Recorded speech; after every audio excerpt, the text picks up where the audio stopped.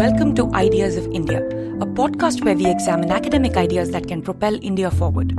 My name is Shruti Rajagopalan, and today my guest is Rathin Roy, who is a distinguished fellow at the Kautilya School of Public Policy and a visiting senior fellow at ODI Global. His main research interests are political economy, public finance, and development economics, and he also served on the 13th Finance Commission.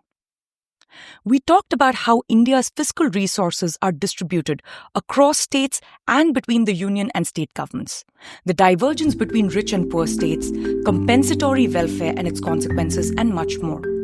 For a full transcript of this conversation, including helpful links of all the references mentioned, click the link in the show notes or visit mercatus.org/podcast.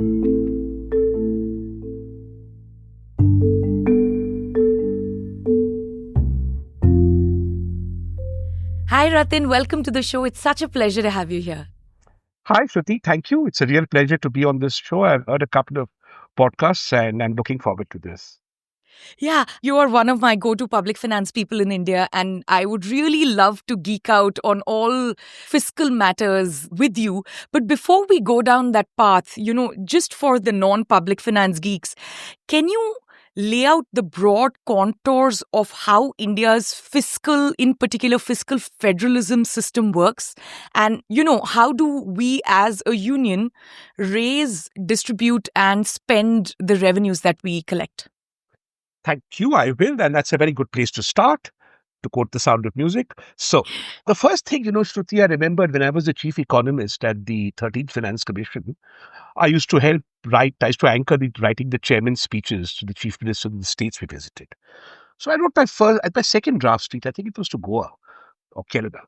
And in that I said that the Union of India, the Indian Federation, will not countenance cross subsidies by any of its components to any of its other components. And these speeches would go to the law ministry to be vetted. Bang, it came back saying India is not a federation. Big shock. So when you use the word union, this was 15 years ago in my defense, I was in my early 40s. I never ever called India a federation after that. So India is a union, and it's a union of two things, of the states and of the central government. And this is something that I think your audience will be interested in because it's political science, but hey, you're at Mason, so you don't care. You do both. States can be created and uncreated and divided and subdivided and merged by the central government at will. But the moment they exist, they become constitutional entities that are separate from the center. Yes. So India is a union of states with a center that has the power to create states or alter them. But when in situ, the states have powers quite similar to the states that in a federation, to provincial units, the federation. Our public finance structure mirrors this quite admirably. In our public finance structure, we have a pool of taxes that is collected by the Union of India. And then we have taxes that are not collected by the Union of India. That's collected by the states and by lower units. The taxes that are collected by the Union of India, because India is a union of states, are collected by the central government, in that the machinery of the central government is used to collect these taxes. And when these taxes are collected, they are distributed to the states. These are the major taxes of India, especially now that we have a GST or a value-added tax. These include all forms of income tax, corporation tax, taxes on profits, surcharges, wealth tax, etc. These include all taxes on imports and exports, taxes on international trade. Mr. Trump's lovely tariffs would be part of this divisible pool were we to have a Mr. Trump in India. And it includes all indirect taxes, taxes on domestic goods and services in the form of GST. But then the question arises, how are these central, and then you have other taxes like motor vehicles tax or property tax, which the center does not collect, the state collects. Now, this has been an evolution. I'm just giving you the extant situation. So, much like the fairy godmother in Cinderella, these taxes, when collected and disbursed, someone has to decide what proportion stays with the center in New Delhi, the capital, and what proportion goes to the states, and then what proportion each state gets. That is done by a Cinderella institution called the Finance Commission. I was just saying I was the chief economist to the 13th Finance Commission. We now await the report of the 16th Finance Commission with some trepidation, which we will go into later. The Finance Commission comes into being as a full-fledged constitutional body and writes a report.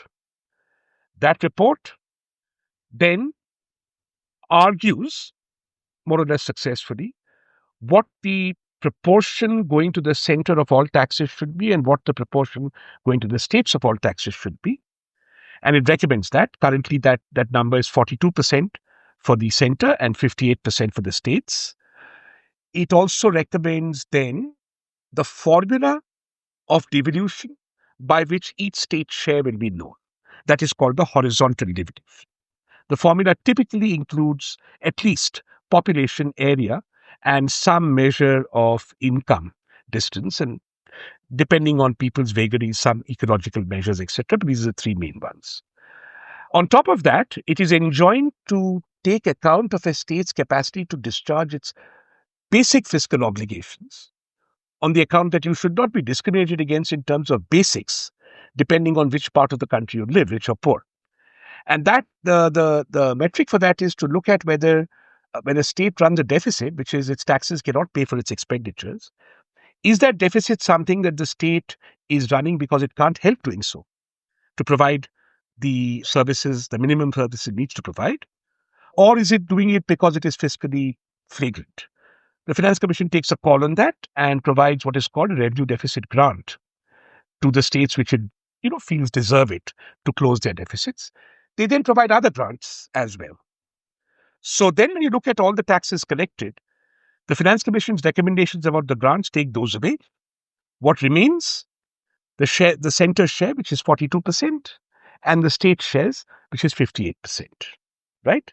And then this report is submitted to the President of India and tabled on Parliament. And the day it is tabled to Parliament, like Cinderella's coach, the Finance Commission disappears. It cannot be questioned, it cannot be commented upon, it vanishes. Its members, its secretariat is dissolved. The whole function of the implementation of the report shifts to the Ministry of Finance, Government of India. And then 5 years later, and every 5 years, the process begins again. So that, in a nutshell, is how federal fiscal arrangements are devised. Now, there is one final thing I need to add, which is, in addition to this, of late, the Finance Commission has also stipulated terms and conditions that limit the ability of states to borrow, that place a ceiling on it. It can recommend ceilings on the ability of the central government to borrow, but those, obviously, you're familiar with this, who monitors the monitor?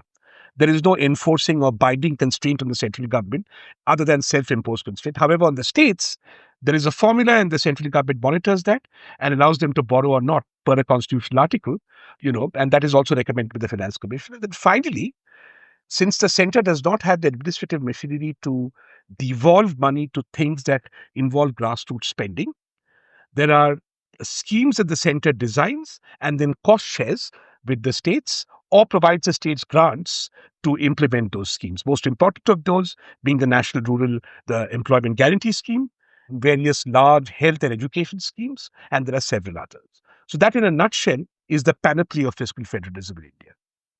Or rather, correctly, intergovernmental fiscal arrangements in India. I must remember what the law ministry said to me. Before I went back to graduate school in economics, I got my degree in law. And that also means that you have to read the constitution and you have... So, I have always said Union of India, and this may be because the hangover of, all the case law is so-and-so against Union of India, right? So for me, even today, it's harder to say central government than it is to say union government. And I have to sometimes correct myself because people sometimes wonder what I'm talking about, especially in the United States. So this is an interesting, I don't know if it's a feature or a bug, but it is an interesting characteristic of India that most people don't quite imbibe what it means to be a union of states. Well, what you're saying is so interesting because if you look a bit at the history, maybe it will help, especially your foreign, your overseas audience to understand. So India came into power at the stroke of the hour of 1947 as a completely bizarre child, both partitioned and united at the same time. Because before that, You had British India, and you had a bunch of people who wore turbans and jewels called Maharajas and Nizams. 562 of them who 562 joined the of them Union of India. with dozens of guns and youths and varying. Some of them, like where I am now in Hyderabad, this character could actually issue his own coinage. He had his own embassies. They had their own armed forces. They had to be integrated into the Union. At the same time, India was partitioned into Pakistan, Bangladesh, and India. So that partition had to be dealt with, which meant that essentially the first few years after India became independent, in fact, we became a republic, we had to integrate these princely states and we had to make sense of British India in terms of provinces. So there was no question of countries federating to join the Union. The Union was created as a result of both partition and merger of political authority. And then that Union had to create subnational units which would express the diversity of India. And for better or worse, we largely, and that is also changing now, we largely chose language as the basis to express this diversity as a common ground, not history and not necessarily, even administrative convenience or culture, but language. And therefore, we have had to adopt to this very clever, I think, Cinderella practice of defining the relationship between the central governments and the state governments. That's very, very helpful. This history is important. And there's a reason I also don't like the term central government, because I think it's too much of a colonial hangover, right? We forget that this is no longer a government that is reporting to a small group of people in Whitehall somewhere in London, right? There are different power centers. And to me, that's an important distinction between federalism and just decentralization, is that under federalism, once you create a state, however flimsily it might be done, sometimes through voice vote, as we saw in the case of Telangana, right? But however quickly and flimsily it is done, once you create a state, there is more than one power center, which is a really crucial thing. Now, when it comes to finances, we don't quite behave that way. Right? So when it comes to, say, expenditures, we recognize there's more than one power center. When it comes to elections, we recognize there's more than one power center. Right? When it comes to devolving from state to local government, we recognize there's more than one power center. But when it just came to standard garden variety revenue arrangements from 1950 to, say, 1990, that 40-year period, it seemed like there was no real recognition that there is more than one power center.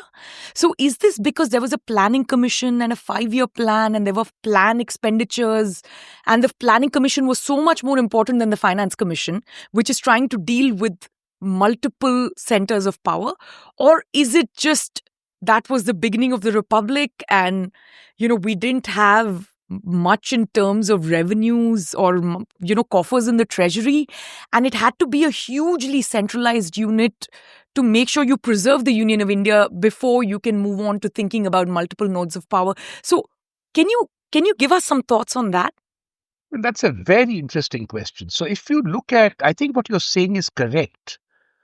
When the Republic was founded in 1950, principally because the major source of revenue in the British period, which actually accrued in large measure to the British provinces and also obviously directly to the princely states, was land revenue. Because there was no other game in town. Yeah. There was a bit of industry in Bombay and a bit of industry in Calcutta. Some people paid a bit of income tax, but these were pittances compared to the extractive raison d'etre for why the British were there in the first place. Yeah. Other than trade and imperial exchange, which was land revenue, closely followed by import tariffs. Now, with the abolition of land revenue, rightly so, obviously, because it was an egregious tax on a country that was largely agricultural and where poverty was largely centered in rural areas, it was unfair and incorrect to tax agriculture to provide services to everybody else. You were left then with import duties, which by definition have to be centrally collected.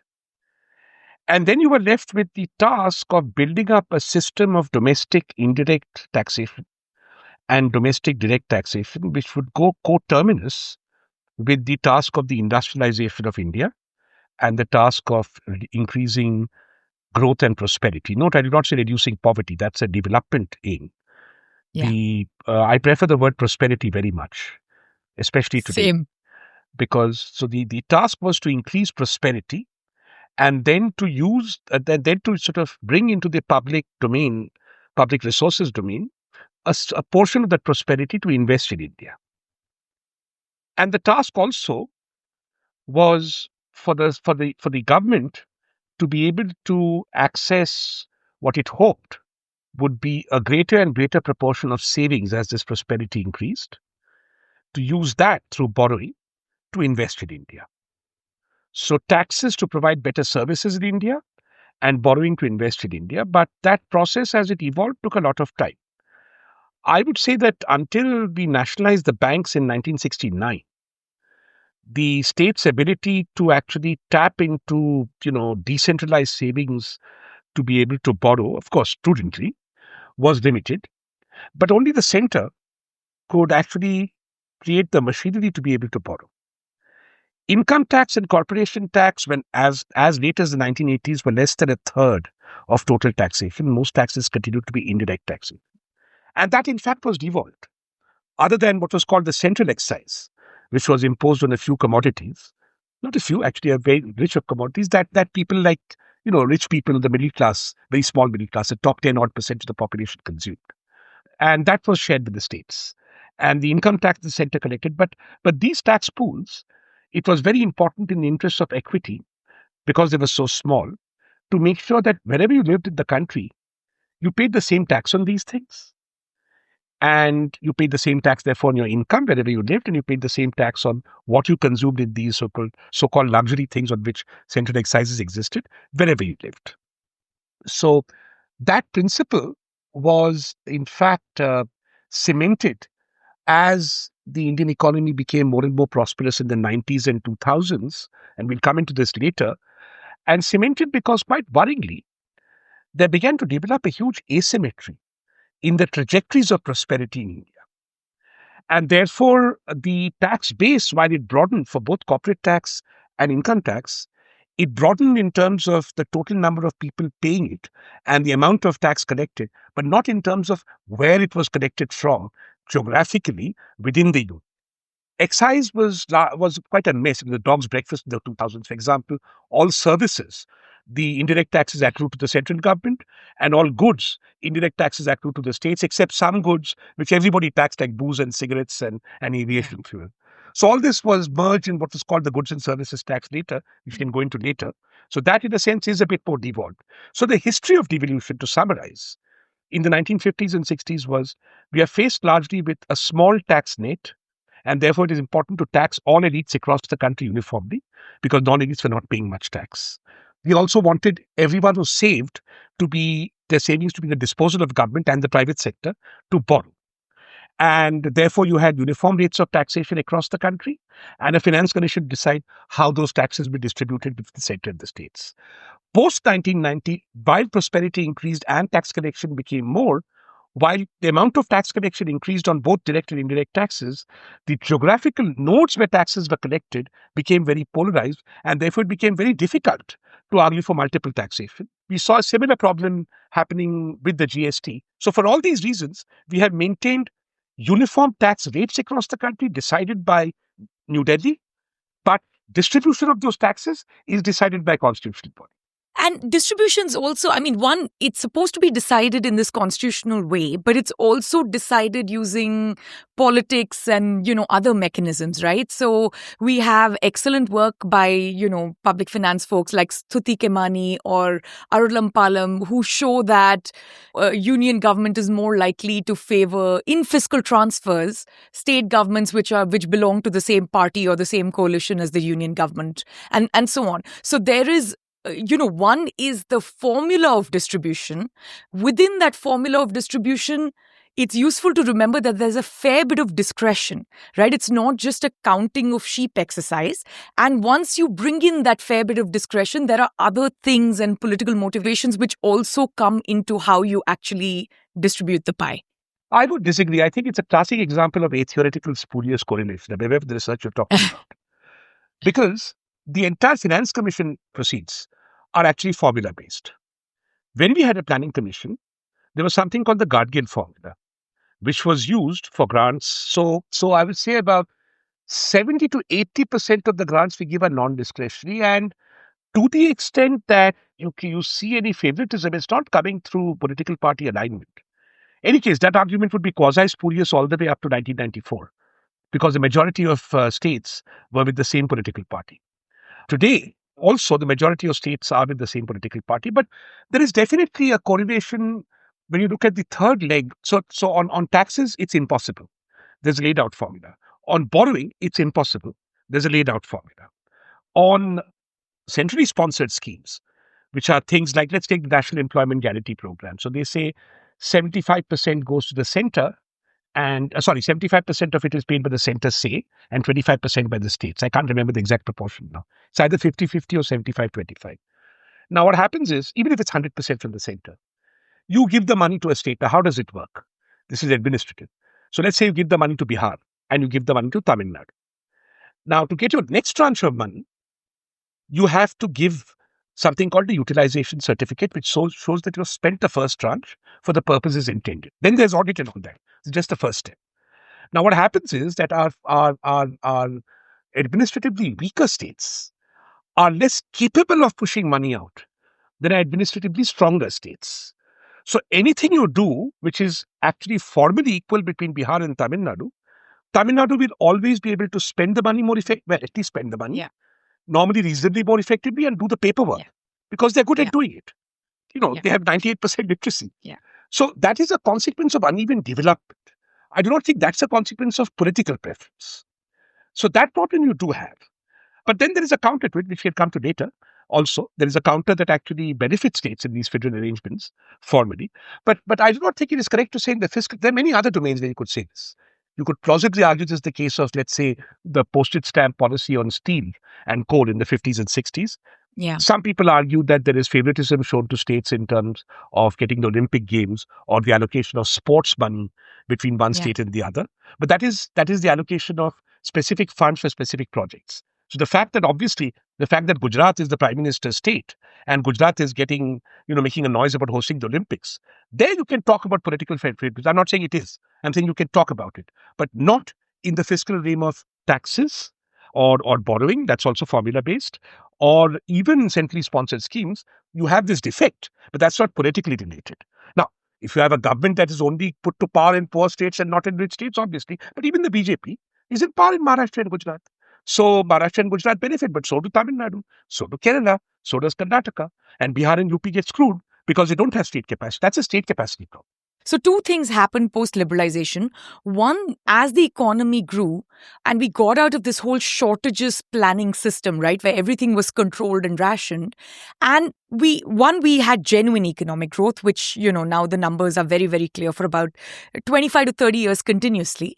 But the second part of that was that the government's revenue also grew. Right? So India became truly a welfare state only after, say, the mid-90s, because until then it didn't have that much money to redistribute. It didn't have, 500 welfare schemes and programs. There was some welfare being done under plan expenditure and so on. But really the modern welfare state comes, after 1995. Now, within this modern welfare state, you have this bizarre interlocking going on because of India's federal structure, right? So in India, you have things like health and education, which are technically a state subject, where you will have a centrally sponsored scheme that is supposed to spend in a given state both with central and state revenues and finally be administered by the local Gram Panchayat. Right? Which causes this bizarre level of confusion on who is actually accountable, right? Both in terms of personnel, in terms of policy formulation and so on. Of course, the second byproduct of that is there's phenomenal uniformity, which makes no sense because Bihar is different from Tamil Nadu, but also there are parts of Tamil Nadu that are different from other parts of Tamil Nadu. But can you walk us through this part? Like, where is this craziness coming from? And this is very much a post-1995 craziness. It wasn't baked into India's sort of, federal structure. And I don't know how to untangle this anymore. Well, it is possibly a job is best left for an economic historian. But I have been trying to do that because let's start at the bottom. Firstly, something very interesting. When I was appointed to the Fiscal Responsibility and Budget Management Commission in 2017, with all sorts of worthies much worthier than me, I asked an initial question to my fellow members. And I said, I think we need to understand from the Prime Minister, from government in general, what is their desired size of the Indian state? By which I mean, if you look at the total spending of the center and the states, it's approximately 25% of GDP. Is this just right? Is this too small? Is this too big? And they looked at me like I was mad. I said, what do you mean? I said, is the size of the Indian state occurring by default? And I asked this question to you very seriously, because the size of the Indian state, at least that was before COVID, and after COVID is going back. It jumps up obviously due to COVID and is going right down, has remained constant since 1991. Now that's actually a political statement. Despite India's huge increase in growth, per capita incomes, everything, I'm talking about the union as a whole, the size of the Indian states, that is center plus states, measured as the public expenditure GDP rate, has been constant since 1991. Which means we haven't tried to shrink the state and we haven't tried to expand it. Now, fact two in this traverse from 1991, the size of the central government has shrunk and the size of the state governments has increased. Fact number three, when the size of the state governments have increased, it has increased thanks to various fiscal incentives they were provided in a far more fiscally prudent manner than the center. So you see, if you look at the difference between revenues and expenditures, which is borrowing. So revenue, I get revenue, tax and non-tax, I borrow and I spend, and that must always be equal. Now, when I borrow over my revenues, I can use that borrowing either to finance consumption expenditure, which is wages and salaries, pensions, subsidies, centrally sponsored schemes, or I can finance investment. Now, paradoxically, so when we look at the deficit, we have something called the revenue deficit, which I think is very useful, which what Gordon Brown called the golden rule, which is thou shalt run government current expenditure on the basis of the taxes thy collects. So the central government did that very effectively in 81. From 81, 4 paise in every rupee that the government was borrowing was spent on consumption expenditure. By 1995, that had risen to 65 paise in the rupee. And by 2005, it was 72 paise in the rupee, and it's hovered between 70 and 75 paise till I was in government till 2018, 2019. So the first thing was the central government, which was supposed to invest in India's growth and development, was no longer the investing business.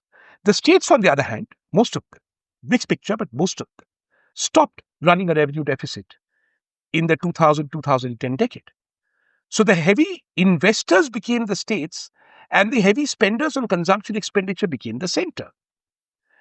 And because the center did not have the wherewithal to do investment, which was its original task, it used to invest in the public sector, it used to invest in defense, and it was fiscally constrained in terms of its ability to collect taxes effectively to such an extent. In a paper I did for the Pay Commission when I was on it, I found that the only Government of India department that had grown in terms of manpower and size since 1985 was the Ministry of Home Affairs. Yeah, Home And Affairs. why? Because we have security personnel just exploding, right? Yeah, because and we have them personally because we have internal and external security problems. Yeah. Right. Yeah. You wouldn't think that if you went to the airport and saw the geezers surrounding a minister. But I mean, we do have. No, but you do feel that when you go to the airport, because I'm old enough to remember when plane hijackings used to be like a normal Tuesday, right? And we didn't have proper airport security, and then it became fully centralized. And so, I mean, it's not all crazy. It's not all crazy, but I mean, optically, it looks horrible when you have 35 people surrounding some goon or minister. I appreciate that. Yeah. But we do have that's terrible. We have real security problems, and those security problems, I'm afraid, we can't wish away. We have them on our borders, we have them in states, we have had insurgent movements, and we have, as you say, airport security, physical installation security. So that has expanded, but nothing else. Now the center has a quantity. It has no money to invest in development. This is my theory, okay? I'm still working on it. I'm too old to bother establishing it. I'm postulating it. I have enough data to show that what I'm saying is plausible, and that's enough for me. The young ones can run the econometrics if they wish. But you have just imagine, so you have liberalized, you've gotten out of, the license permit Raj. You're sitting there in 1995. union coalition government. There's bundle on your head. There's security issues. Planes are getting hijacked. And then Vajpayee comes to power. He goes in for privatization. What do you go to the electorate with as a promise? We didn't have Hindutva in those days to help people vote for you. Bigotry was not on the table yet. So you had to go essentially on a development premise. But there was no money for the center, for the union government, to say that I have improved your lives.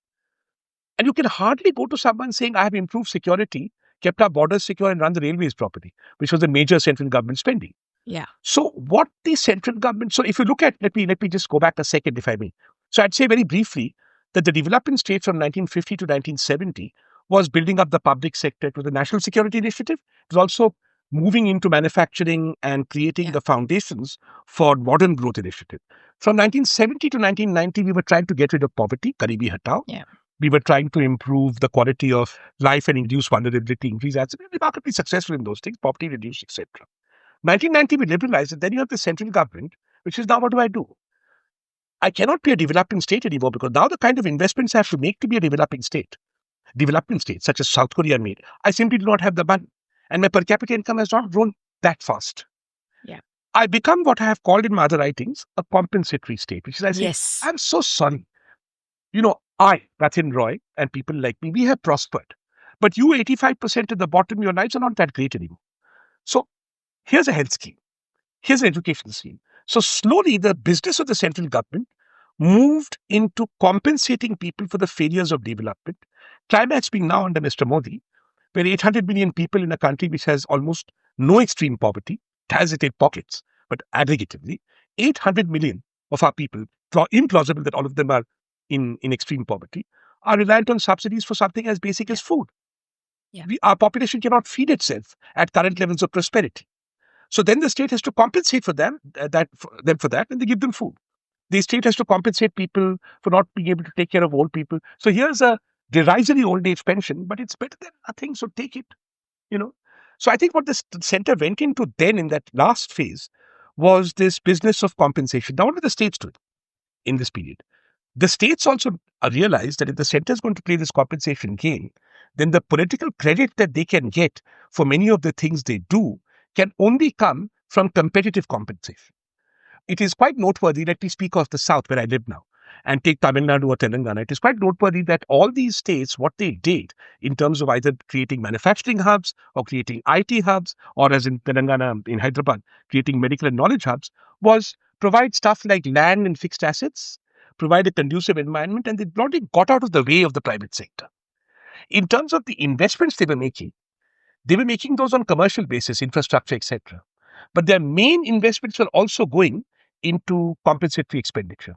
Now, it could be argued that some of the states, for example, Tamil Nadu and Kerala and Telangana, their investments in education have done more than compensate. They've actually improved the quality of the workforce, the quality of life, etc. That's an open debate we can have. But the point is that, therefore, everyone was going into the business of spending the public finances on current expenditure. The center withdrew entirely from making investments. And the states decided that the best way they could encourage private sector growth, development, manufacturing base, whatever, was to get out of the business of investing themselves or co-investing. There was some talk of PPPs for 10 years. It's largely fizzled out. And move into, again, the business of investing in human development. And not a bad thing. But unfortunately, therefore, in the language of politics, the fisc is related now to the language of compensation. So Chief Minister Revanth Reddy in Telangana one day argues, I have no money left. And he's frank about it. He says that if I'm going to raise, sort of the levels of public provisioning I have no money left. And this is a struggle even the richer states are facing, which is from providing merit goods, they have now moved to providing merit goods in the form of compensation. But this is very difficult to reverse unless you have an ideology of overall prosperity, which we lack. So, you can't escape political economy. Don't you agree, Shruti, finally? Absolutely. And in everything that you said, there is one very important underlying structural problem which you didn't unpack much. And that is, even though we grew and quite fast, relative to other countries after liberalization. One, that growth was not geographically equal, it was quite uneven. And second, that growth was not across all sectors in the economy. It was very much centered on services, right? Which was basically our major, the fastest growing exports for a long time were services. Now, there are two things that happen with this kind of growth. One, services growth is typically much more mobile than, say, manufacturing and agriculture. And it's much harder to extract. There is no fixed land and machinery, jis pe tala lag sakta hai, the way they used to do in the 1970s. There is no farmer where you can come and seize land or harvest the crop the way they did with indigo farmers or, once upon a time. Services are just much harder to extract from, and they're much more mobile, which meant that they voted with their feet and went to the southern states, which happened to have, more development, better human capital, better basic services, and, just overall better capacity. Now, this means that our political economy immediately shifts, right? So you've explained one half of that political economy beautifully in all your columns where you've talked about this compensatory politics, right? So now in places like Bihar, where we can't grant the same opportunities and which didn't grow as fast as Tamil Nadu and Telangana and Maharashtra, you got to give these guys something. Right. So now we're promising all kinds of freebies. There are agriculturally dependent states where the discoms are going out of business because, free electricity is announced or highly subsidized electricity and so on. So that's one part of it. But the second part of it is that states like Tamil Nadu and Telangana also recognize that they can't exactly extract from Infosys the same way, once upon a time, Uttar Pradesh could extract from its industries in Agra, which means they actually have to provide something. And what they've ended up providing is private enclaves, right? We will give you land for an technology park, right? We will build a metro for the urban people. We will do, slightly better airports and things like that. These are the things that the urban rich care about. These are the things that people in Bangalore care about because of people flying in from California. So the airport better be amazing, right? There better be a 6-lane highway. And so that's how these guys have managed it. But you're absolutely right. We have no theory of what the state is supposed to do. And second, we have no theory of prosperity fundamentally, in a way that the state can actually do that and then there will be prosperity in the economy. Does this line up with how you've thought about the problem? Yes, absolutely. It does, especially the last part about prosperity. So you see, but there is another sort of federal puzzle. We can come back to it, loops back. The federal puzzle, let me unpack in two parts. So I spoke to you about the horizontal devolution earlier. So the taxes, remember, are connected with the center. So normally what would happen if you had services, even services, anything, where you have relatively highly paid people, it's not so much the income they earn that you want to tax on their corporate profits. You tax them. As you're saying, there's a limit to that. You can't you hope that when they spend money, that money will result in an increase in your direct and indirect tax revenue. But in India, going back to the beginning, our direct and indirect tax revenues, the distribution of these are decided by the Finance Commission. Now, what is the major component in the horizontal, forget the vertical. So you've taken away 42 and given it to the center. 58%. What is the major component in that horizontal devolution which impacts the devolution? There are three major components: population, area, and something which every finance commission designs differently, which I designed in Node. I still think my formula was the best. Anyway, wouldn't I? It is called the inverse of income distance. Yeah. And it varies depending on the commission, between 45 and 55% of the total devolution. It broadly means, simplest form, the poorer the state, the more they get. Yeah. The most complicated form, for somebody who understands that it is the inverse of your GDP rank relative, the distance of your GDP rank from the richest state. The richest state at this time being Goa. So how far are you away from Goa? We finessed that, but that's technocratic bullshit. I took Goa and Haryana, averaged them, so Goa would get some money. So don't worry about that. Yeah. But broadly speaking, it is that. So the poorest state in India is Bihar, and the second poorest is UP. They get more money, far more money than the richest states, the middleweight states. Now, The second most important is population, which are the most populous states, Bihar and UP. So in the end, the growth boost that Telangana is getting, or Tamil Nadu is getting, or even Andhra is getting, not Kerala. Kerala has a different problem. But the growth boost that these three states get and the expected revenue return they would get is just going away. Now, the states, I remember this, when I was in the 13th Finance Commission, we went to every state and I was amazed at the level of solidarity that the richer states had with the poorer states. And they never said that why are these people getting this money? They said, well, we have poor pockets too. Please take that into consideration when you frame your formula. We try to help them out with some grants and things. Nobody said what people have been saying the last 3 or 4 years, because essentially the polity has become so divisive. You start with Hindu-Muslim bigotry, and then you move into caste bigotry. One day you will come to North-South bigotry. It's going to happen. So PTR, the finance minister, ex-finance minister of Tamil Nadu, the IT minister, put it very well. He said, we are not complaining. We are asking after 60 years of the inverse of per capita income, that is, the richer you are, the more tax revenue you get.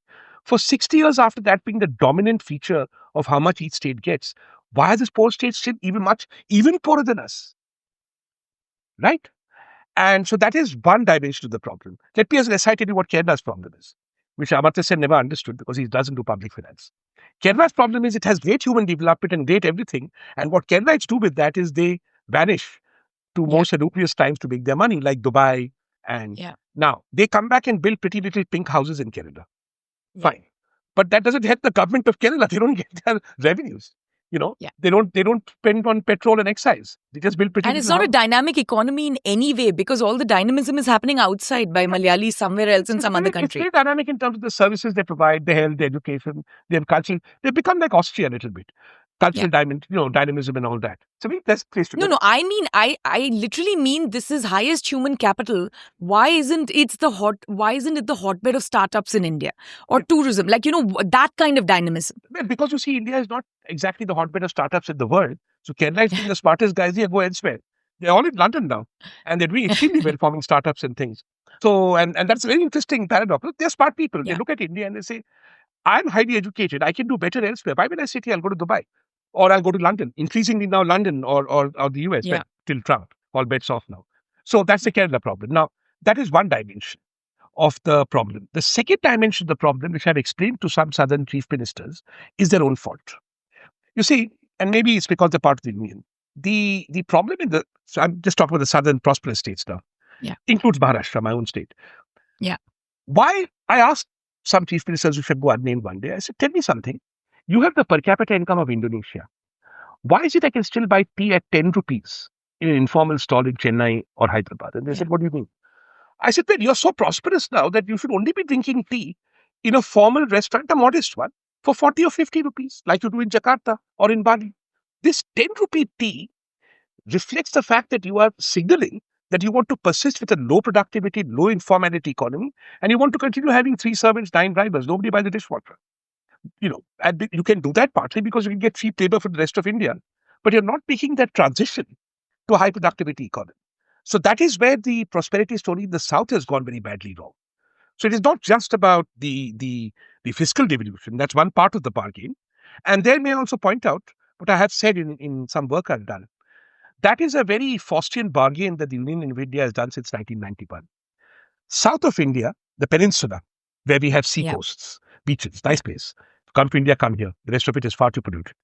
So the south of India imports both capital and labor from the north and the east. Both, not just labor. And in compensation for that, the Faustian bargain is that there is a redistribution through the public resource purse to the north and east of India. And this is now straining at the seams. Now, logically, as you well know, there are only 3 solutions to this, but that is maybe we can leave for later on. There are 3 long-term solutions, and this is complicated by a political problem. But the point is, therefore, that, we are now caught in the fisc in a Faustian bargain where even the summary of all that I'm saying is even the more prosperous states being part of this Faustian bargain and being also complicit in being unable to deliver a vision of prosperity that is fit for purpose for states at $3,500 per capita are now suffering stagnation in both growth and prosperity across the country. The net result of which I'll tell you in a sentence fiscally. What proportion of the Indian population is eligible to pay income tax? 7%, north or south. What does that mean? That is very troubling to me. When I started my life in 1989, I got a college lectureship briefly. I was paid something, I paid income tax. Today, somebody getting that same job does not pay income tax. An IAS officer joining the government does not pay income tax because their salaries are too low to pay income tax. They start at 70,000 rupees a month. The tax, you start paying tax at 1 lakh at 100,000 rupees a month. It's frightening. It's absolute. Lecturers in colleges, university assistant professors do not pay income tax. Doctors joining government service do not pay income tax. 1 lakh rupees a month is only what 7% of the population earns. And it's not a lot of money. And there's very good reason for that, because try buying a house today in India with 1 lakh rupees a month, 100,000 rupees a month. You can't. So the kinds of things that you'd expect a prosperous person in the middle class to be able to afford with their own money are simply unaffordable if you tax them as well, which is why the proportion of people paying income tax is shrinking. It has shrunk this year from 13% of the population to the last tax reform to 7%. And this is north and south. This is across the union. This is happening in every state.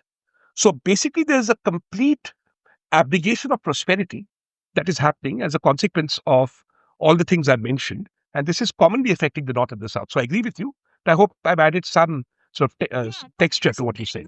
And as a consequence of this, what India has ended up relying on in a really enormous and ludicrous way is consumption taxes, right? So this is your GST.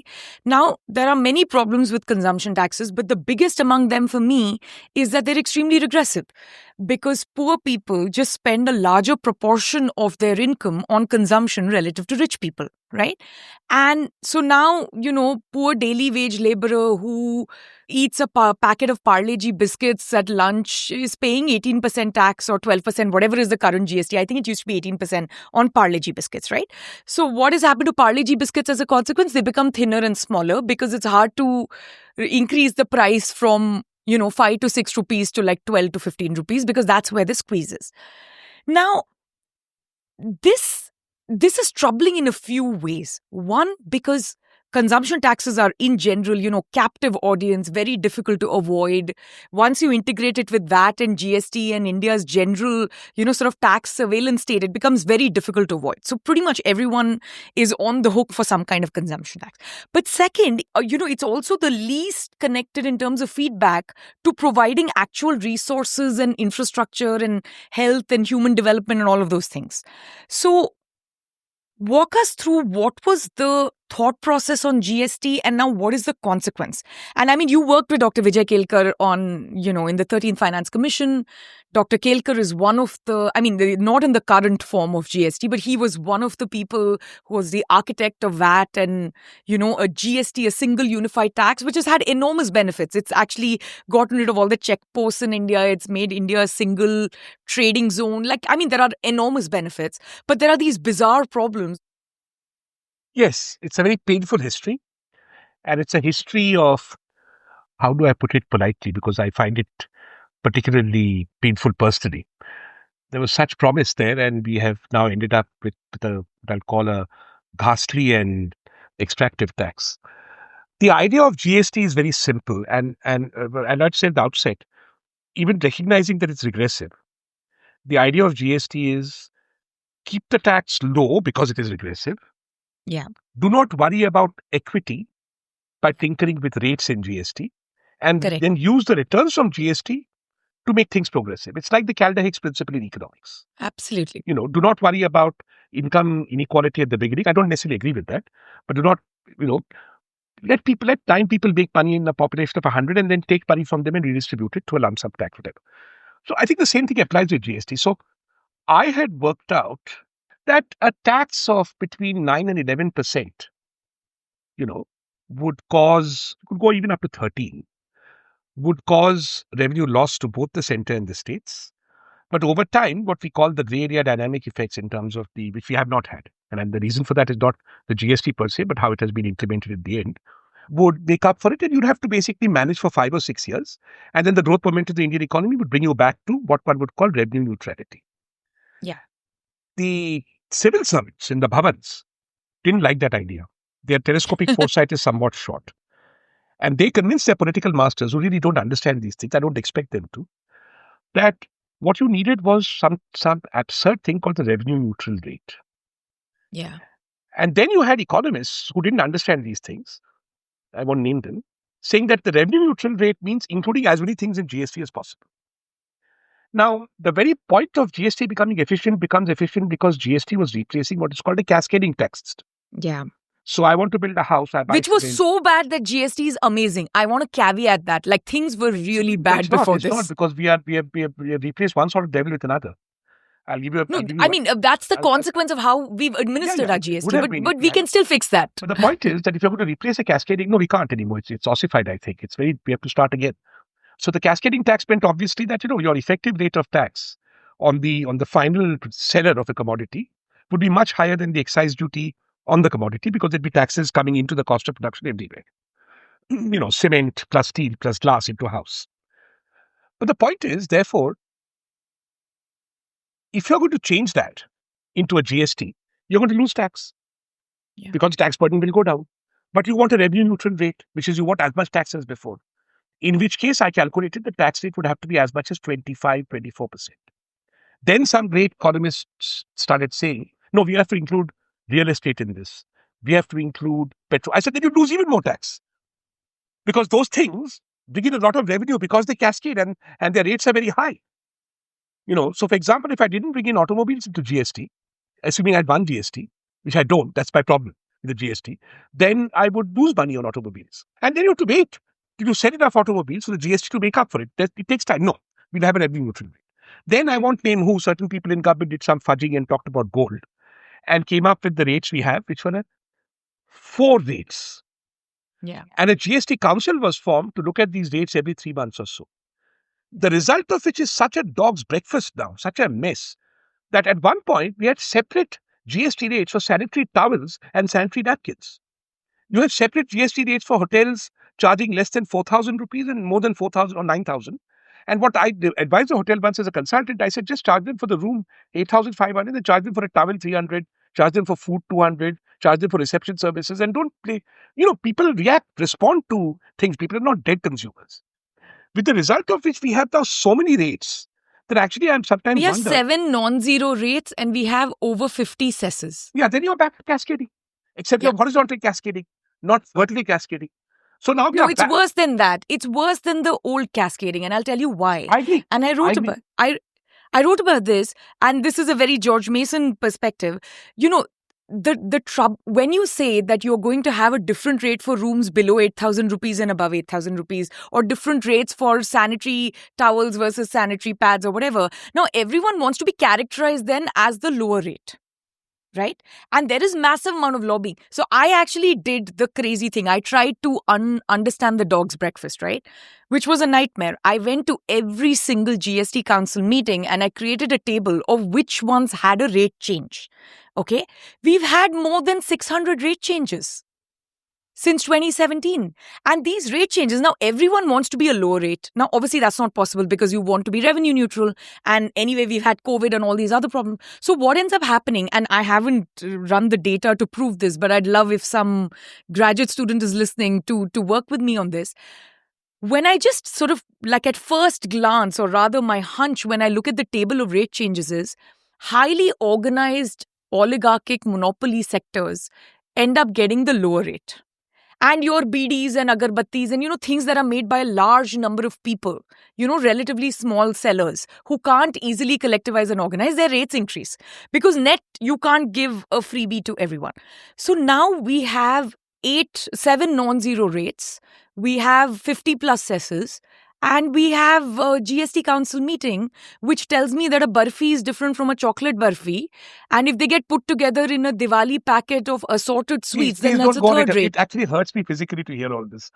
It's a sign of a state that has lost its way, a weak state that is now just, I tell them that, I say, what are you going to Delhi for? You're just trivialize the taxation process.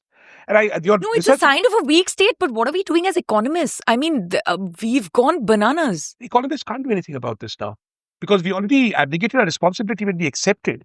And when NIPFE, we got into deep trouble for it. I had to face a lot of pressure from the Ministry of Finance for saying that the revenue neutral rate is as high it is. So the problem with economists is that once they become darbaris, courtiers, if they start telling the king what they want to hear, which you should never do, because history will laugh at you later. And then you will have to bear the consequences. Now it's too late.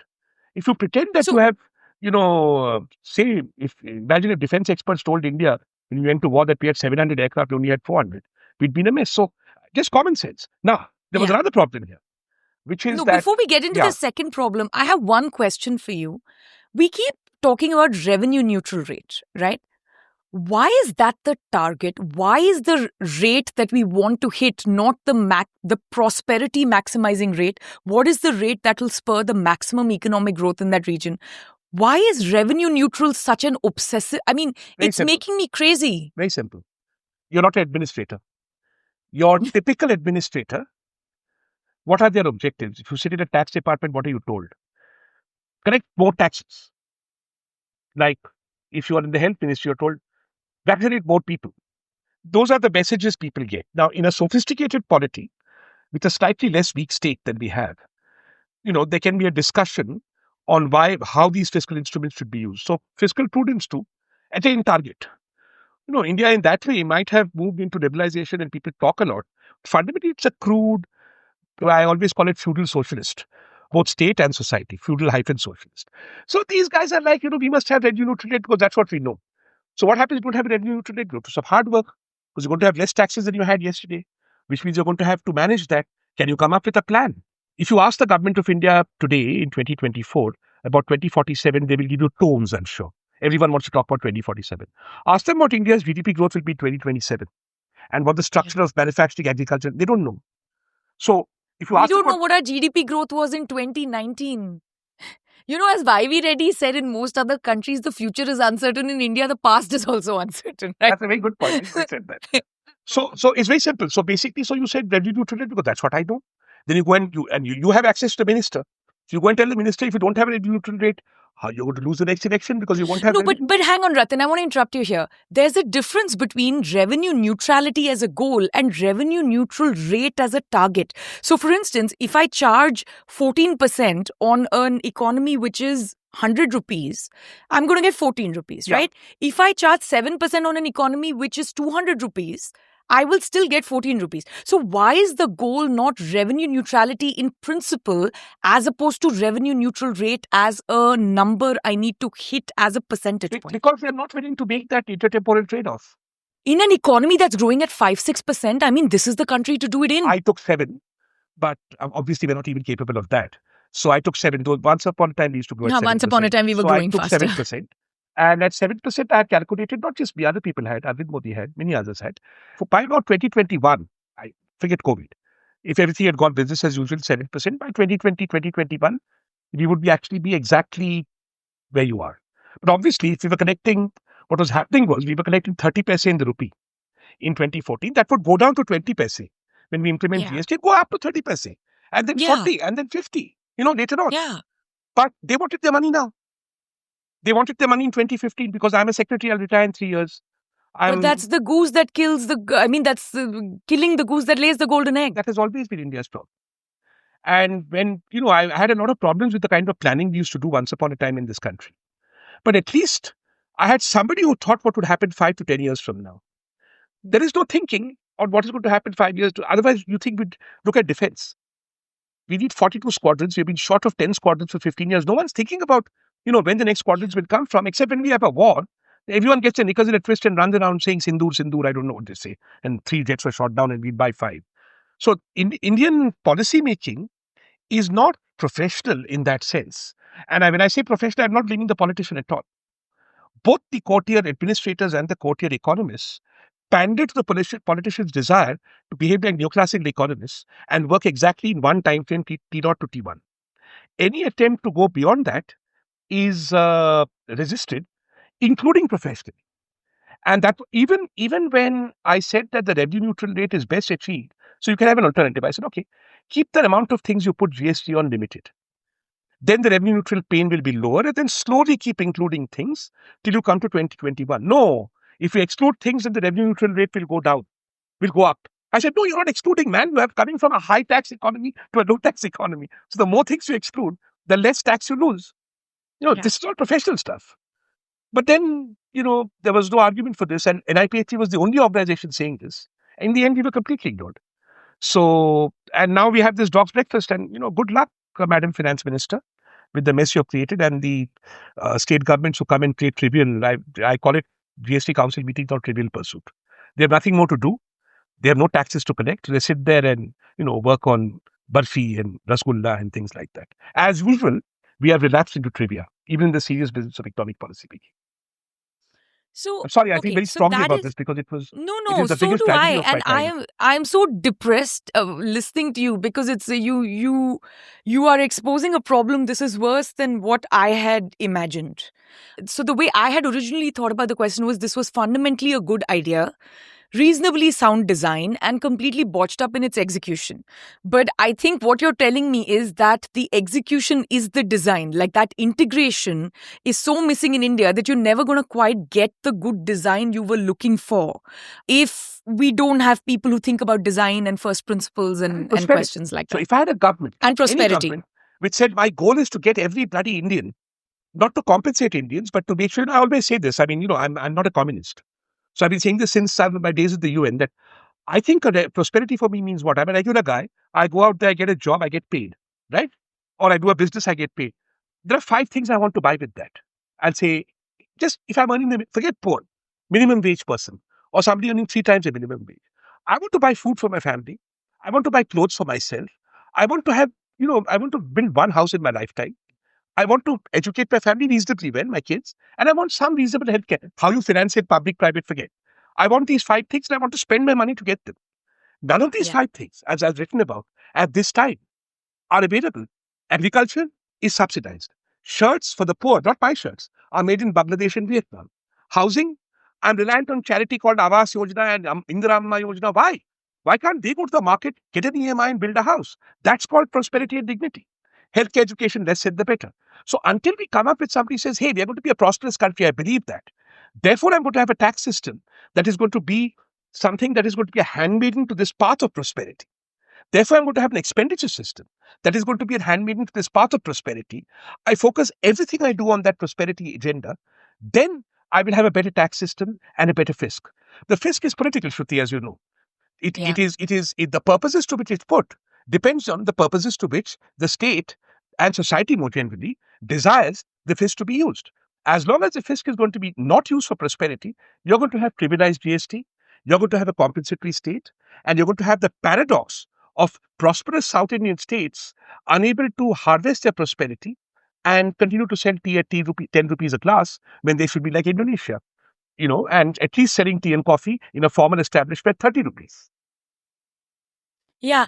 So it's a consequence of the fact that about 900 million of the 1.45 billion people in India are still living at wages which are very low and are living in a world where economic growth hasn't picked up at all. In fact, productivity in agriculture and other areas is dropping.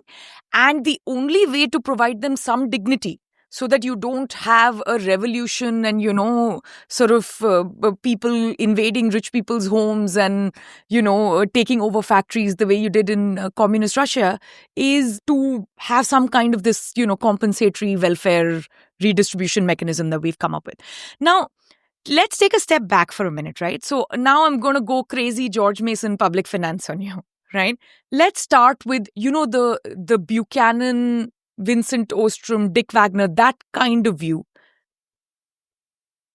You want government and the taxation of the government only to be at the level of the externality, right? This was something that was kind of hammered into us. So national defense, you obviously want the union government to do, right? At the state level, you may want like broader, consumption taxes or something like that. And at the local level, right, is the garbage pickup. Now you call that local taxes, user fees, whatever you night watchman state, you choose your formula. Now, within this, there is some room for intergovernmental transfers, but the lesser the better, because intergovernmental transfers fundamentally sever the linkage between voters and taxpayers, and that's the tightest link we have, given that the fisc is entirely political, right? Now, if I take this mindset and go all the way with it, what it tells me is that most of the taxes should be collected locally. because most of the things that people want are local schools, garbage to be picked up, public sanitation, right? Some basic healthcare, which can very easily be provided locally. I'm not talking about the fancy aims or something like that. I'm talking about the first interface of most people's healthcare system. The next stage, you can talk about, the state government, which does most of the expenditure. And then the union government should only stick to like 6 or 7 things. And these are like, defense and space. And maybe if it's getting into education, it could be AIMS and IITs or, setting up DRDO or something like that. But really, that's the realm it should operate in, right? Now, this is exactly upside down of what we've done for 75 years. Now, question one is this a vision that we can have for India in the next 100 years? We couldn't have it in the last 75 years. And if we wish to have it for India in the next 100 years, how do we get closer to that?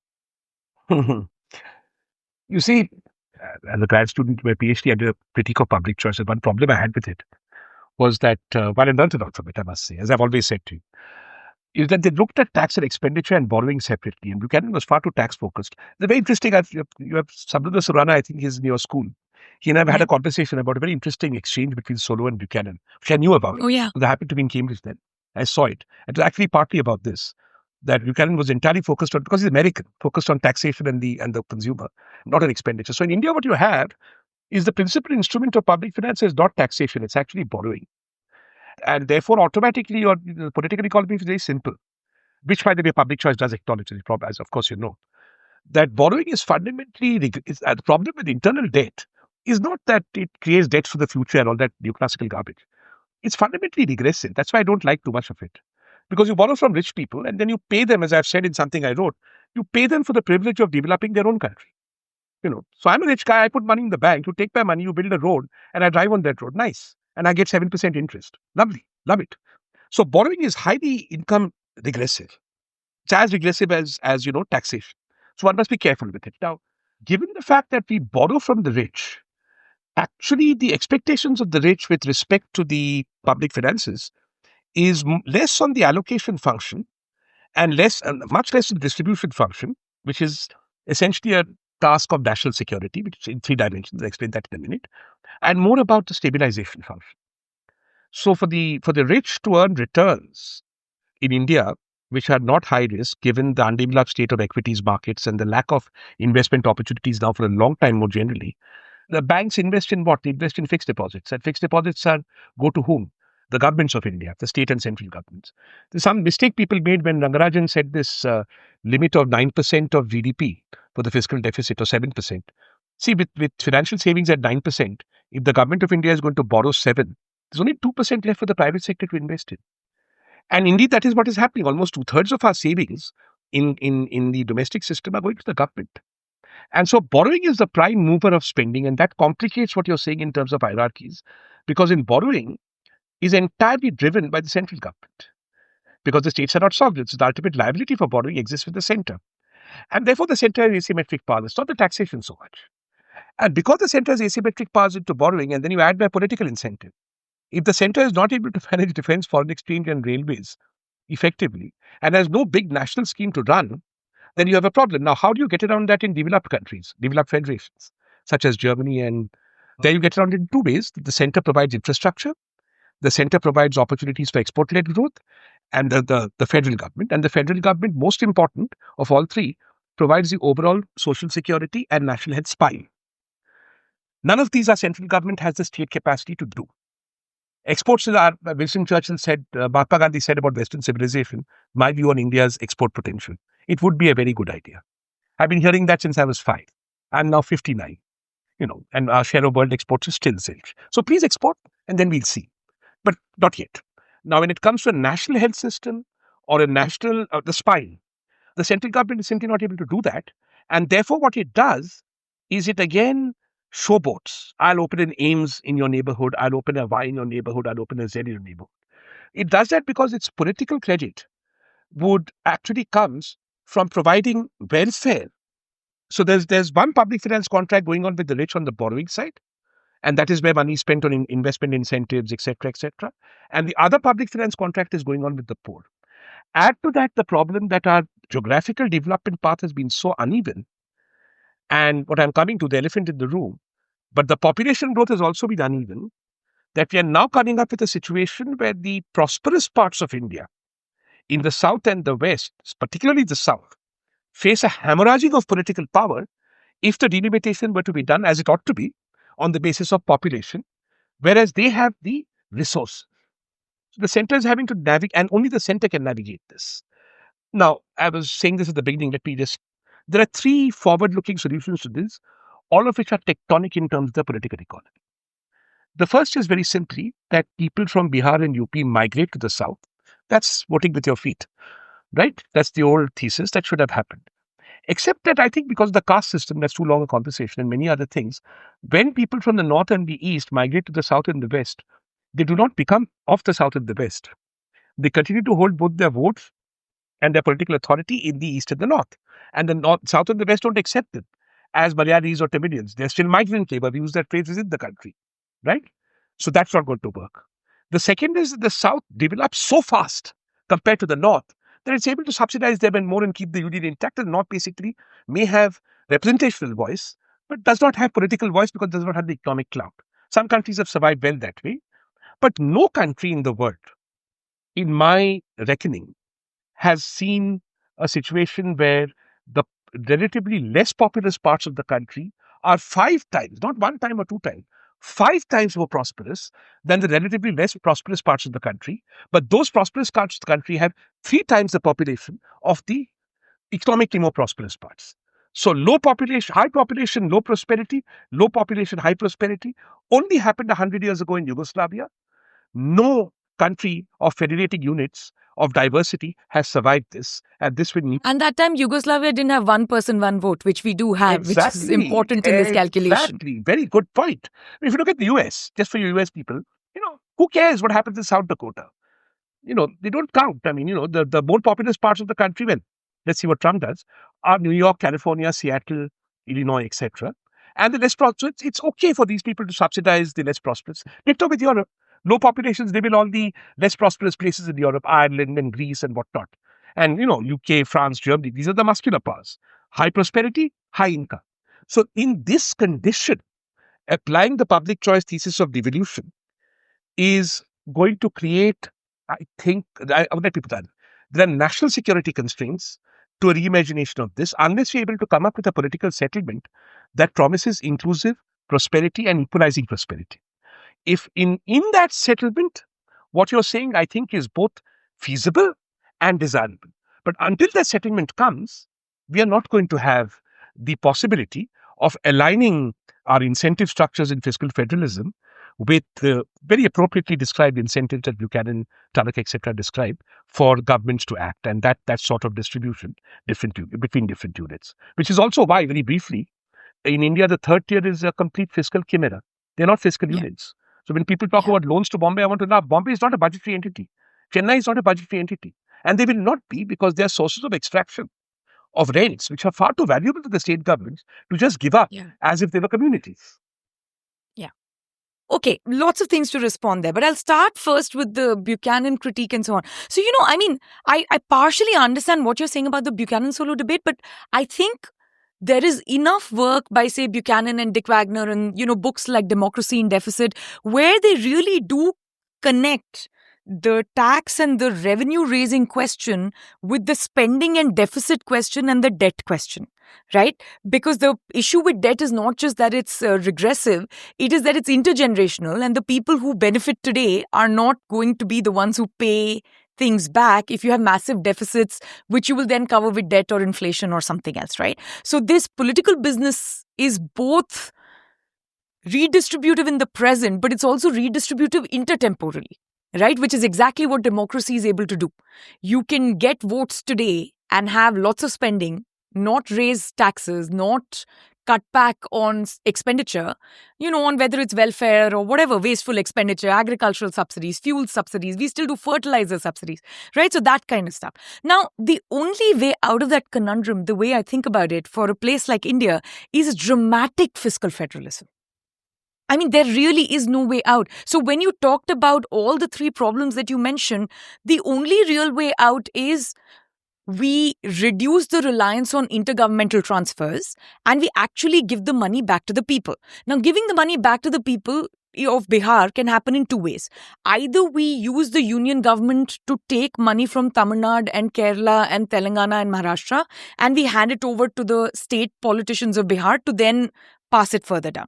Another way of doing it is let the people of Bihar move to Tamil Nadu, which you told me is politically complicated, but it'll be less politically complicated if they become people who contribute to the revenue of that state, right? So if their benefits and the revenue become portable, then suddenly a Bihari is very valuable.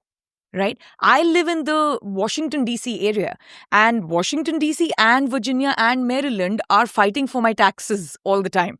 Right? And they want to attract me both at the local level in terms of the county of Fairfax where I live, but also the state of Virginia where I pay sales tax and so on. Now, that doesn't seem to happen because we've not made it easy to exit agriculture. We've not made welfare benefits portable for the most part. I think now in food subsidies, it's a little bit portable. So a Bihari family can't port their benefits or take whatever the government will give them and take it to Tamil Nadu and say, now I'm going to work there. My benefits go with me. And whatever I buy in terms of BD and, at the tea stall and shirt and everything, on that I'll pay state GST and all that will go to Tamil Nadu. So I think that is where the crunch is. No, there are three problems with that argument. One, that the intergenerational argument doesn't work with internal debt. As long as you see the rate of interest on debt is less than your nominal, growth rate, you're good. And our growth rates, fortunately, have been good enough nominally, 12, 13% as opposed to a nominal interest rate of 6.5. I think what you're saying about the migration is far more interesting. See, the problem then is that migrants from Bihar and UP to South India at this moment, and this is something South India has to solve, are working in extremely low-end occupations. And therefore, it's not a matter of the portability of their benefits. It's a matter of their portability as citizens to a place. Now, you living in Washington could live in Maryland and no one's going to say you can't live here. You can't marry XYZ from Maryland. Whereas, take my example, my father's family came from Bengal 150 years ago to Maharashtra. Because we were Brahmins, there was portability because they understood Kashi, they understood all the places where we burn our dead, right? And we do our grandfather's Shran. Now, a Telangana Yadav and a UP Yadav don't intermarry. A Telangana Dalit and a UP, there are only two communities in India which are extremely prosperous, which intermarry and, populate, if you look carefully, the IT hubs and all these sort of, modern global centers. Those are Baniyas, who have a national community, and Brahmins. They're only 8% of the population. These guys working in tea shops, restaurants, informal sector, they don't bring the kind of prosperity to the state. And there is no prosperity argument in the South to receive them and make them part in a declining fertility zone of their place. To get, and instead of just saying learn Kannada, you have to incentivize people to learn Kannada. And you can do that if they know that if I learn Kannada, I'm going to become an engineer. So there are complex social reasons why that reception is not happening. If that reception happened, my problem is solved. I mean, that reception is happening at the business level. So, when I go and eat at any place in Chennai. The macros don't work. The macros don't work for a different reason. So there are two parts, right? One is the social reception and the economic reception. I think the economic reception doesn't happen because the most local form of government, which is where all the congestion and the burden is, right? Someone will come and settle in tenements, or someone will come and increase the amount of garbage, or someone will come and increase the congestion on the streets. That person is not paying user fees or taxes or compensating that unit of government in any particular way. So the economic benefit of having these people come remains at the business level. So construction companies love them because they get cheap labor. No, but Sarana Bhavan loves them because they can work in the back. Their consumption would multiply if they brought their families with them, and they're not bringing their families with them. A large reason why there's no housing. It's a very interesting experiment in Kerala. Yeah. The Kerala government built migrant labor housing for families, and then they came and learned Malayalam. Yeah. That is not happening at scale. That is not happening at scale across the South. If that happened, let me put it this way. If the population of the North, if we had a long-term goal that should decline by 15% through migration, and the population of the South should increase by 15%, keeping the total population intact through migration, then what you're saying is, again, then you need a long-term prosperity plan. So if you can't set up, you can do much more. You can set up a lot of industry in the North, etc. It's not happening. But the very minimum, the short-term solution to what you're talking about, this divide, is to bring people here. I can give you a very interesting example of the socio-economic constraints. So these 200 rupee shirts that I keep complaining we import from Bangladesh and Vietnam, they're made in Tirupur, Tamil Nadu and Vapi, South Gujarat. I've gone and met those people. I've said, hey, You're making 3,000 rupee shirts in India. Why don't you make these 200, 300 rupee shirts? Go there. There's a polyester rayon problem. I said, I'll solve that. If I can highlight it, I can solve it. But they said, no, sir, wage costs there. I said, wage costs there are very low. They said, they don't have skills. I said, all your shop floor workers are from Bihar and Jharkhand. Go there. Then, basically, they said they were not comfortable operating in that environment. This is a classic public policy problem that states and governments and civil society and society can solve. But in India, what is happening is, I think, worse. Society is ossifying. It is regressing into ghettos, which is making that kind of outreach that would make, and I agree with you, that is the only that's part of public choice, I agree with that. Voting with your feet is the only long-term solution to survival of this federation. Anything else is fraught with national security risks. But there is no reception for this, either politically or within society. Neither is South Indian society ready to receive Biharis, nor are Biharis ready to be received into South Indian society until they are unless they are from a caste level or an income level which is so large that because prosperity in India is not inclusive, they become a minority, such as in Bangalore. You get some street fights in Uber and all that. But the majority of the Bangalore rich, Panyas and Brahmins, don't run Canada. There's no incentive for them to do so. The poor paradoxically do run Canada because they have to be waiters, etc. But they're not contributors to the economy. So we are caught in a problem which is much bigger than economics. And unless we have a national conversation on prosperity, we're not going to be able to solve this. So that's my last question for you. Does this require a national conversation, or does this require, the 250,000 local level governments that we have to slowly start becoming more capable, more powerful? There was a lot of devolution in Kerala from the state to the local government. We saw that happening in Tamil Nadu. Now, after Kerala and Tamil Nadu, now Karnataka started devolving more to the local level, right? Is this the only way out, that instead of having one big national conversation, we have 250,000 conversations happening parallelly, happening competitively, and that's the only stable equilibrium in the long run? And when I say long run, I mean 50-year run. 50 years, I don't know, because in all this, you're looking at basically there is one very simple Buchanan compatible solution to all this, or outcome of all this, which is the breakup of the Indian Union. So if we don't want that, we will want a national conversation. That national conversation will obviously, if it's genuine, like any conversation. What breakup of the Indian Union, Rathin? People keep saying it. I don't buy it. The people who we break away from, how will they defend themselves? So you don't need to break up the Indian Union, not to have internal secession and weakness. Russia teaches us that. You don't need to actually break away. You ask someone from Tamil Nadu this. We are going off topic here, but they'll say, what do I care? What do I have to defend myself against? China? I'm not interested. Pakistan? What do I care about Kashmir? What do I defend myself? I don't understand what you're saying. I'm not worried about Chinese rushing to the Straits of Malacca. I'll do a deal with them. I'm perfectly willing in Tamil Nadu to be subordinate, but we don't want these conversations to happen because this union is a beautiful experiment, at least for me. And I think it is very important for us to carry the union with us, but there is no getting out of a national conversation precisely because of the complexity of this union, the languages we people speak. So what you don't want is local governments coming in and further ghettoize it into the languages, regional identity. It's a large country. So when you talk with the best in the world, the largest local governments, look at what happened in Andhra and Telangana. You could call that decentralization, but it could also be viewed as something that is negative. So to receive people who are not of you and like you, which is what Indian society is like and what the Indian Union is all an experiment about, you will need to have a national conversation. That will not be a genuine conversation unless it is embedded in the north and in the south in many local conversations. That part I agree. But that neat distinction between national and local will not work here because India was formed precisely because the centrifugal elements that we needed to instill required us to conceive. Nehru never called India a nation. Never. He always called India, in conclusion, a nation in the making. And I think they're still there. So to make this nation, we need to always have a national conversation. But that national conversation becomes meaningless unless you have conversations.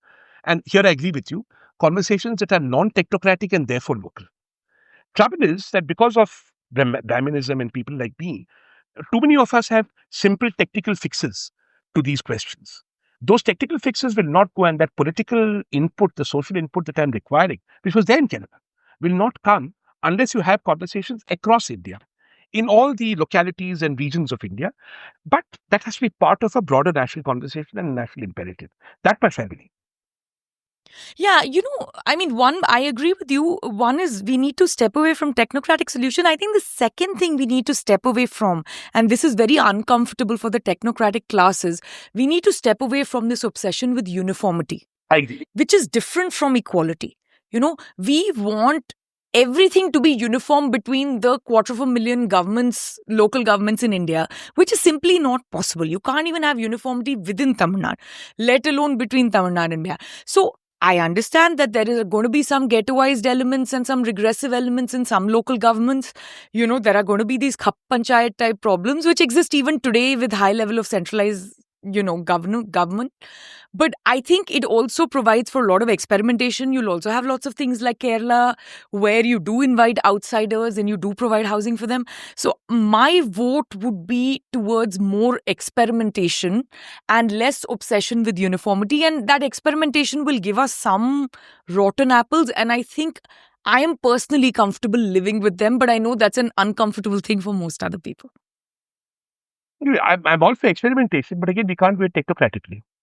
I need to see people in the local areas of Tamil Nadu, for example, saying that they want that experiment. I need to start that conversation between them and Biharis. They don't care now. I'm saying let them at least start the conversation within their own state. Madras and Coimbatore and Trichy are not the same as other parts of, the fishing coastal communities of Tamil Nadu, which are far poorer. So we need that conversation first within Tamil Nadu. But who's going to have that conversation? You see that the incentive is not there because metropolitan centers is where are extractive centers. So unless so you can do this, you have to have an ideology of prosperity within which you can do this, where you have a stakeholder who's called, this is something Charan Singh said a long time ago. He refused to call himself a Jat. I mean, forget his successors. They have, as usual, sort of defenestrated his legacy. He said, I'm a farmer's leader. So if we move to those categories, farmers, workers, we said fishermen, right? Consumers, women, these are categories that can speak across ethno-linguistic divides. So a first start would be an ideology of doing that. And politics will not do it because politics is circled around these divides. Society will not do it because caste is circled around these divides. So unless we have a social movement at the very minimum that is able to do this and is able to come up with categories where just such conversations are possible, what you said is excellent because a fisher person in Tamil Nadu and a fisher person in Maharashtra and a fisher person in Orissa have a lot to talk about, right? So does a cremation ground worker. And that is irrespective of how prosperous Tamil Nadu is, other than Bihar. What you don't want is the cremation ground worker to be Bihari and everybody else to be Tamilian from the Thebar caste and for Madras to be run by Tamilans. That is where we are now. So that transition that you're describing, I'm not against. But I'm saying it has to be a political and social conversation. And I don't see the political leadership for such a conversation because our political rails are not divided that way. But one lives in hope. One lives in hope, and the political rents are not divided that way. Going back to all the fiscal questions that you mentioned. The fisc is more deeply integrated into our life. I hope listeners at least get that out of this conversation, that it is not this separate, arithmetic counting the beans exercise. It is deeply entrenched in everything we do. And how we speak to each other, both as citizens and governments. But thank you so much for doing this, Rathin. I love speaking with you. I always learn so much from your writings. This was such a pleasure. I really enjoyed this conversation because it's nice that people take these things seriously and think about them. The only message I want to send to your podcast for Indians listening is, for God's sake, think about this and not how much tax you pay and how your local rubbish is collected. There's a political economy behind it. If you don't engage and participate in that, nothing is going to change. And then if nothing is going to change, you might as well go to Dubai. Good luck and goodbye. Cheers, Shruti. Thanks. Ideas of India is produced by the Mercatus Center at George Mason University. If you enjoy this podcast, please subscribe on Apple Podcasts, Spotify, or your favorite podcast app. Help us grow by giving us a rating and leaving a review. Follow us on Twitter at srajagopalan and at Ideas of India. Also check out our initiative commemorating 30 years of India's market reforms at the 1991project.com.